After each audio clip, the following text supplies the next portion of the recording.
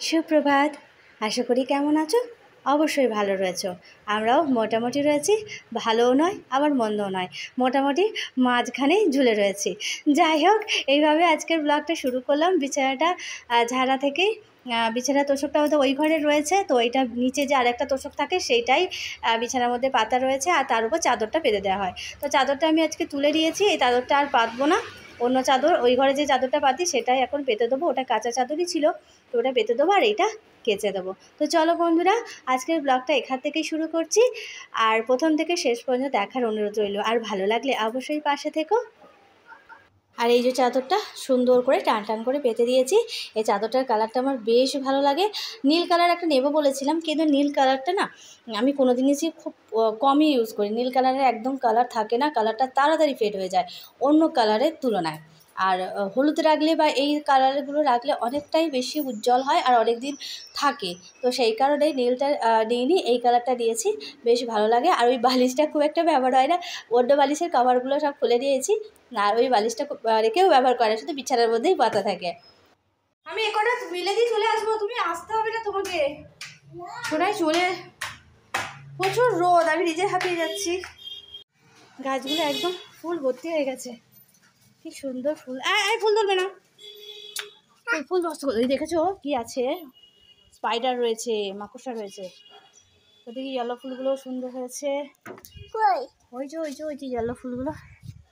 থাক থাক থাক, হাত দিও না, হাত দিও না। আজকে ছুটি আছে, তো সেই কারণে ভাবলাম আজকে কাচাকুচি মোটামুটি করে নিই। আর বাবুর জামা কাপড়গুলো একটার বেশি যদি থেকে যায় তো খুব অসুবিধা হয় কাচতে, তো অল্প থাকতেই কেচে দিয়েছি। আর আমি দেখো না, ভিজে জিনিসে গায়ে, হাতে, মুখে, ঘাড়ে, মানে এগুলো লাগাতে আমার খুব ভালো লাগে। ভিজে জামা কাপড় নিয়ে আমি সবসময় এরকম করি। শীতকালে অবশ্যই নয়, শীতকালে ঠান্ডার ভয়ে একটু কাচাকুচিটা কমই করি। আর এদিকটায় দেখো আমার মেয়েটাও হেল্প করে দিচ্ছে। হেল্প করছে না, ও আমাকে বলছে ও মিলবে।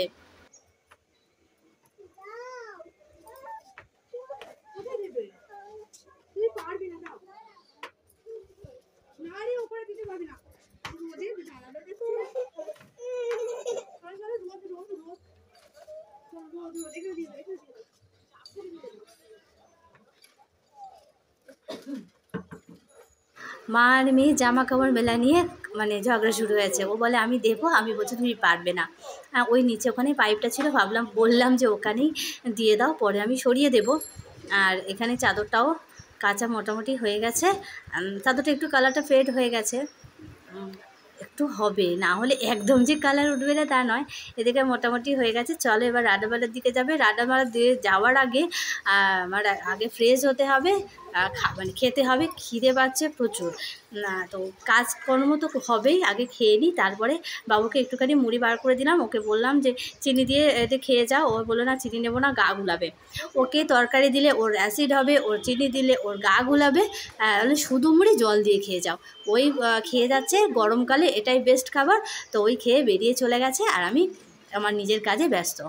মেয়েকে নিয়ে সারাদিন এই করে যাচ্ছি।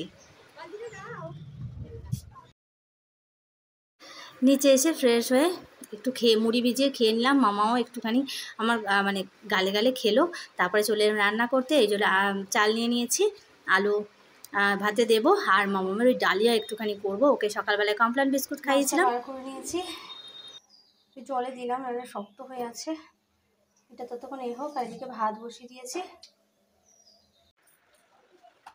সকালবেলায় তাড়াহুড়োতে শুধু ঘর বারান্দা ভালো করে পরিষ্কার করতে মানে অনেকটাই টাইম লেগে গেছে।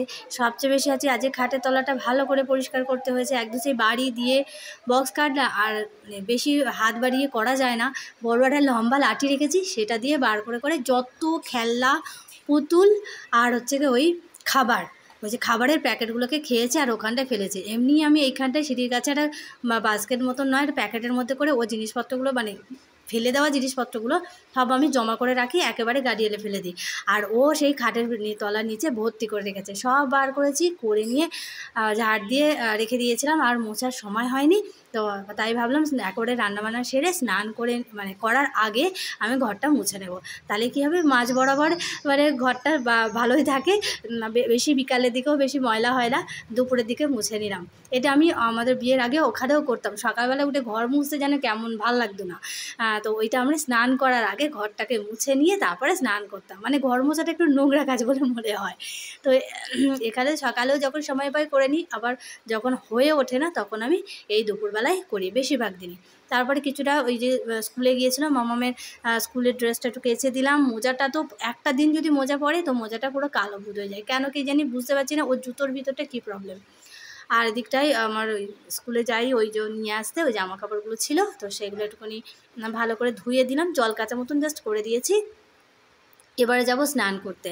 আর মামার জামা কাপড়গুলো এগুলো শুকনো হয়ে গেছে, এগুলো শোকেসে রেখে দিই। ওর জামা কাপড়গুলো এদিক ওদিক করে করে কোথায় যে ঢুকে থাকে না খুঁজে পাই না, তারপর পরার সময় টানা হয়।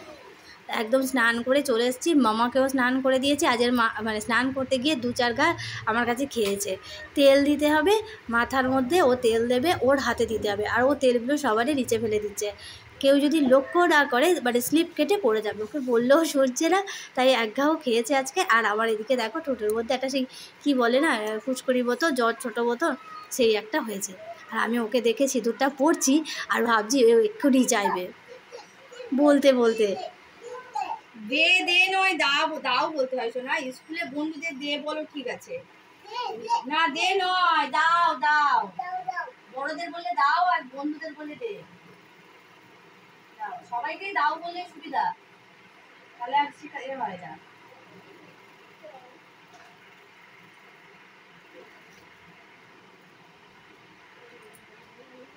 আমরা আয়না দেখতে এসছি।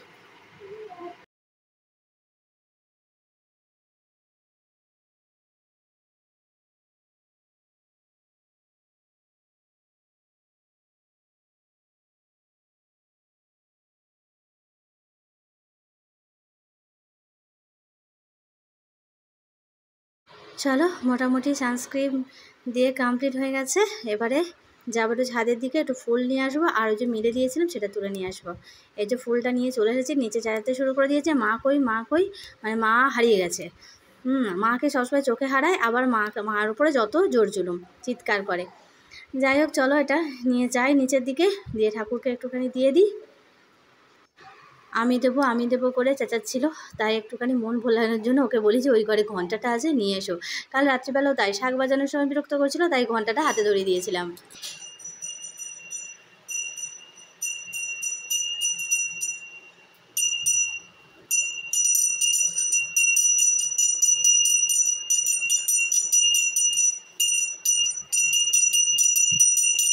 তো বন্ধুরা আজকের ব্লগটা আমি এখানে এইভাবেই শেষ করব। ফিরে আসবে আরও একটা সুন্দর ব্লগ তোমাদেরকে উপহার দেওয়ার জন্য। কেমন লাগলো অবশ্যই কমেন্ট করে জানিও, আর ভালো লাগলে অবশ্যই পাশে থেকো। আর আমার এই খুদে বামুনটাকে দেখেছো, ভালো লেগেছে না?